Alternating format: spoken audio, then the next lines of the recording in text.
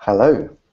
Welcome to our first broadcast, our first hangout on air, our Couchbase Advocates on air of 2015. So in this we're going to have basically about 15-20 minutes where we will talk about two main things. The first being our new Couchbase Spark connector. So Michael's joined us from Austria to talk about that. And we'll also have Martin from over in Copenhagen, who'll be joining us to talk about Microsoft Azure with Couchbase. I'm Matthew Ravel, I'm in the UK, and also we have our developer community manager, Laura. Hey Laura, how you doing? Hey folks, nice for you to all join here today to our first Advocates on Air. Looking forward to having these more regularly and hearing from what the community want to hear about on a monthly basis. If you'd like to see some demonstrations, if you want to hear some Q&A, please let us know. Just drop us an email at community@couchbase.com. Cool, great, thanks. Well, the first thing I want to do is just very quickly introduce the developer community team at Couchbase.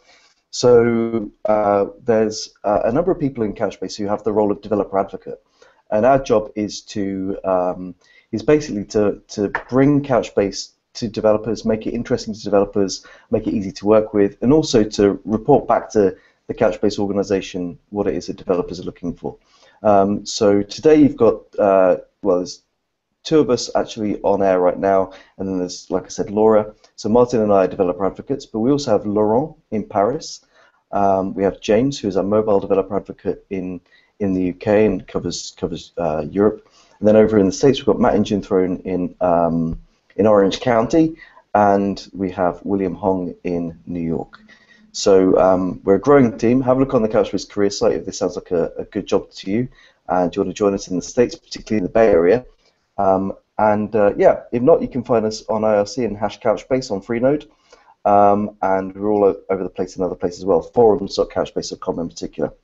Okay, so Martin, you've joined us, like I say, from Copenhagen to talk about Couchbase with Microsoft Azure. What's the story? So the story about Azure and Couchbase is quite good. So you are able to host Couchbase Server in Azure and make it scale. There are some setup tricks and things that needs to be done, as always, when you install a cluster. But mainly, it's doable and it runs very well. Easy configurable, and you can also choose various different sizes of machines. So you can have a 32-core, 400 gig RAM machine per node, if that's what you like, or scale down if you have a more quiet period of time as well for the cluster. Currently, I have a presentation ready. That if you'd like me to come and join one of your meetups, I can give that presentation about how actually to set it up in more detail, and also how to use the .NET SDK to connect to the cluster as well. So where were you last night, Martin? I was in Berlin talking about Azure and how to set that up set up Couchbase Server in Azure. Very fun, very good audience with some good questions, also around how to rebalance the network and how long time that takes, and various good questions around that. And also specifically towards .NET, and if it's possible to use F# as well, which it should be. We don't have any samples for that yet, but we should probably do that as well. Yeah. Okay, so let's have a look at your slides and tell us a bit about Microsoft Azure and Couchbase. I will share the slides here.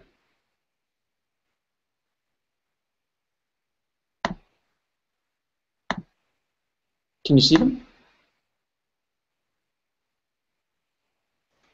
Yep. Okay, great.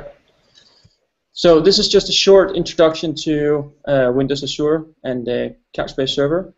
So the actual reason why you would probably pick Azure as a cloud vendor to host is probably if you have an existing infrastructure running with Windows. So this is very easy for you to adopt, and also if you're running on .NET already, this is probably the easiest choice to start with.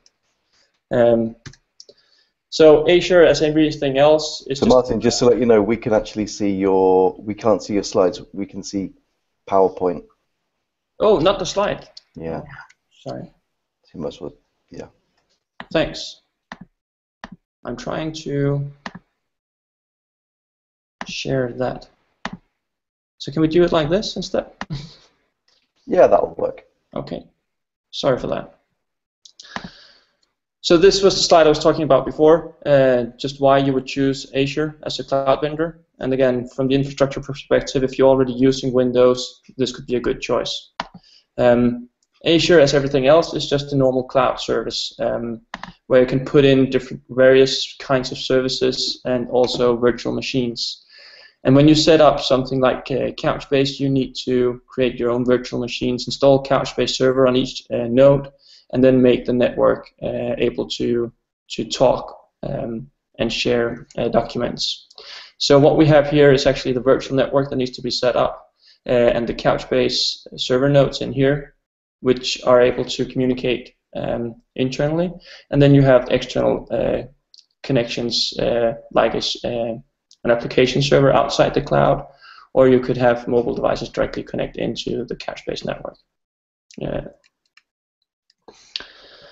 So the preferred setup that you would probably use is having an application server in front of the Couchbase cluster to allow to filter out connections and various role types, what you're allowed to, what documents, and those kind of things.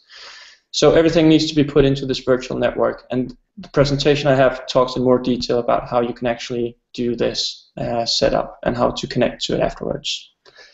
So when talking about how to connect to the network, if you're a .NET developer, this is a piece of C# code that you would typically use to open up a bucket, create a document, and then update, insert it to the node. And if you'd like to know more about that, you can always reach the developer couchbase.com website. And of course, if you're interested in knowing more about Azure and Couchbase Server, you're welcome to book me for a meetup. Great. So thanks for that, Martin. Laura, how do people get in touch with our team by email?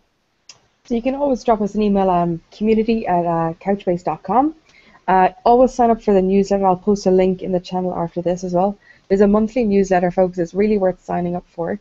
It'll tell you what Couchbase meetups are taking place, any conferences where we're speaking at, and also there'll be some interesting blog posts that showcase like what to do using Couchbase, and it'll talk about Michael's going to talk about shortly on what he's just launched today.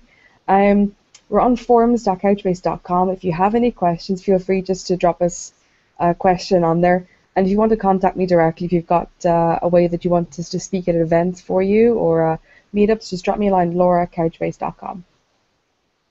Okay, thanks very much then.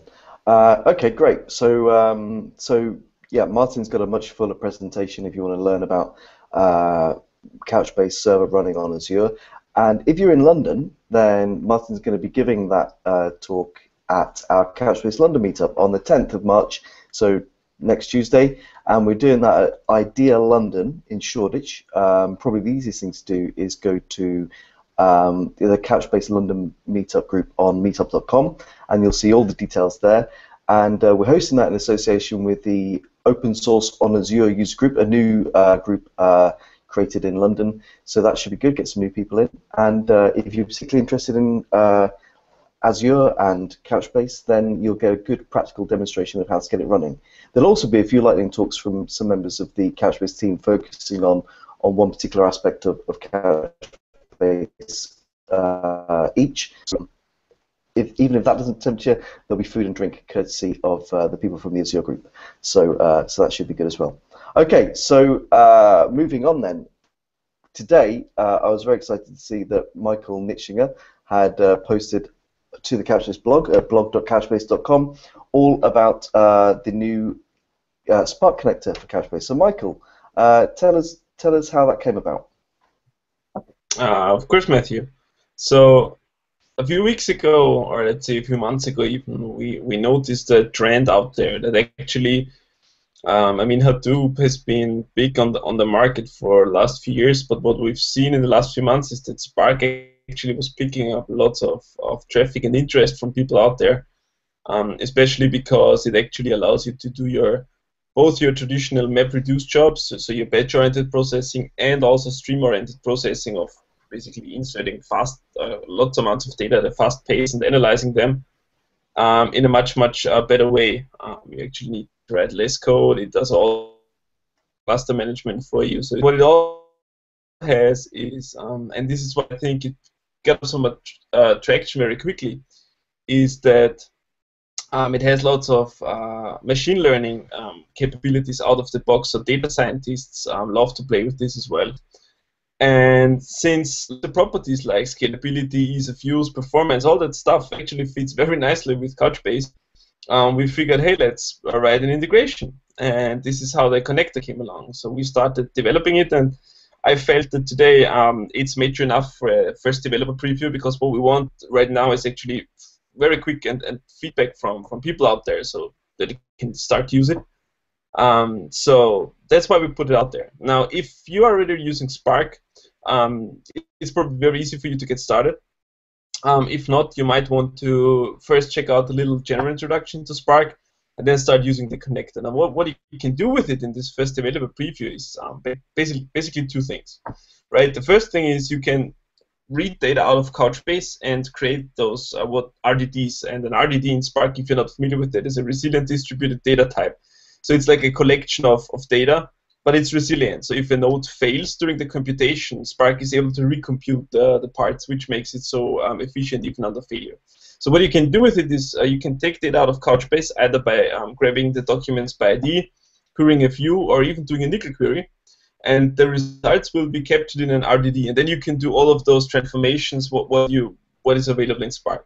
And then the other side is you can take your data, which is stored in an RDD, and actually store it in Couchbase.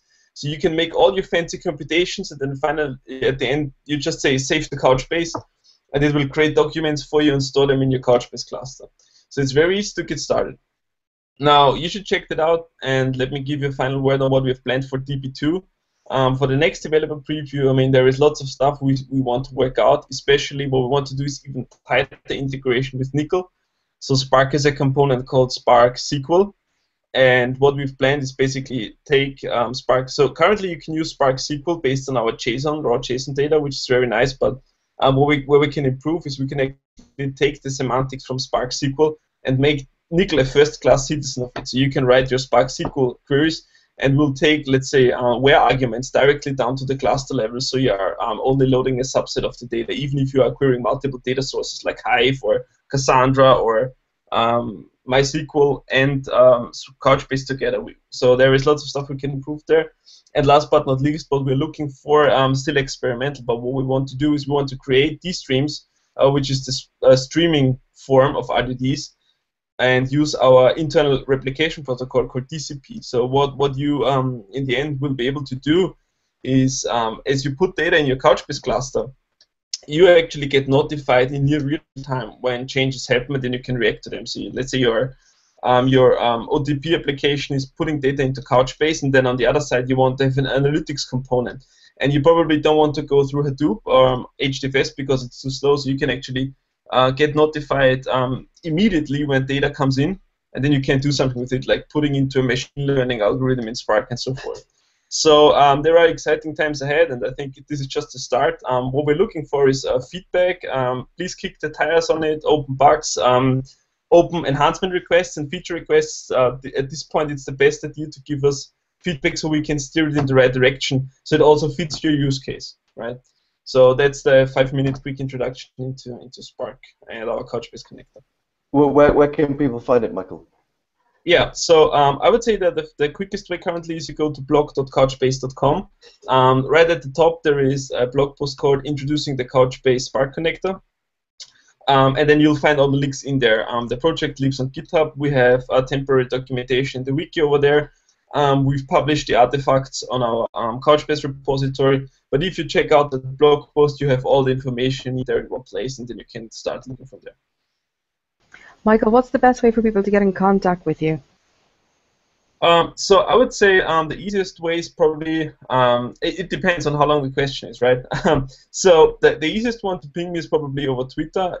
You can also use our forums. So if you have Spark questions, you can just post them on the forums, so we can discuss them in a public way. or you can just ping me on Twitter. You can send me an email.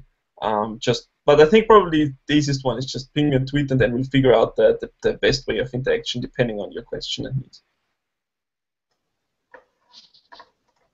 Great, thanks, Michael. Thanks for that. So we'll come back to the Spark connector in later weeks and check up how things are going with that. So look, it's the first one of 2015, so we thought we'd keep it nice and short. So basically, we're gonna wrap it up now. Anybody got anything else they want to add just before we finish up?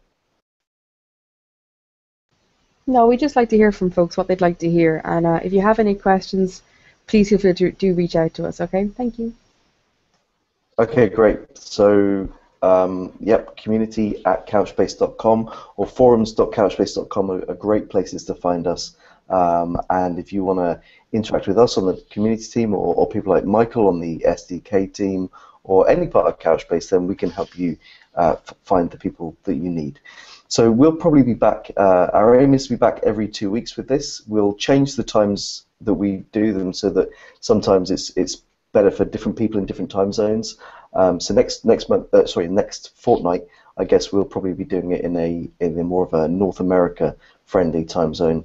And well, keep a look on the Couchbase page on Google Plus and also our Twitter feed and so on to find out when we'll be doing them. And thank you very much for joining us today. So goodbye. Bye, folks. Bye. Bye.